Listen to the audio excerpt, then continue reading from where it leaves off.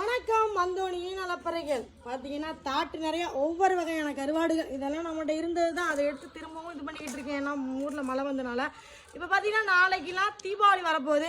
நிறையா பேர் கேட்டுக்கிட்டே இருக்கீங்க. வாட்ஸ்அப்பில் வந்து ப்ராட்காஸ்ட்டில் மெசேஜில் வந்து ரிப்ளை பண்ணிக்கிட்டே இருக்காங்க. அக்கா தீபாவளிக்கு ஆஃபர் போடல நம்ம. ஏன்னா நம்ம எல்லா ஃபெஸ்டிவலுக்குமே ஆஃபர் போட்டுருவோம். தீபாவளிக்கு ஆஃபர் போடலை இன்னும். ஏன் போடலை எல்லோரும் கேட்டுக்கிட்டே இருக்காங்க. போடாதுக்கு ஒரே ஒரு ரீசன் என்னென்னா, ஒரு வாரமாக நம்ம ஊரில் மழை, எந்த கருவாடுமே எடுத்து நம்மளால் பெருசாக பண்ண முடியல. அதனால் ஃப்ரீயாக கொடுக்குற அளவு ஒரு கருவாடு வாங்கினா இந்த கருவாடு ஃப்ரீ அப்படின்னு கொடுக்குற அளவுக்கு எதுவுமே நம்மக்கிட்ட இல்லை. அதனால் எனக்கு கொஞ்சம் வந்து மனசு வந்து கஷ்டமாயிட்டு. நான் நேற்றுக்குள்ளே எங்கள் மாமாட்ட சொல்லிக்கிட்டே இருந்தேன், ஏதாவது ஒரு ஆஃபர் போட்டு கொடுக்கணும் அம்மா, ரெகுலர் கஸ்டமர் நிறைய இருக்காங்க, அவங்க கேட்டுகிட்டே இருக்காங்கன்னு.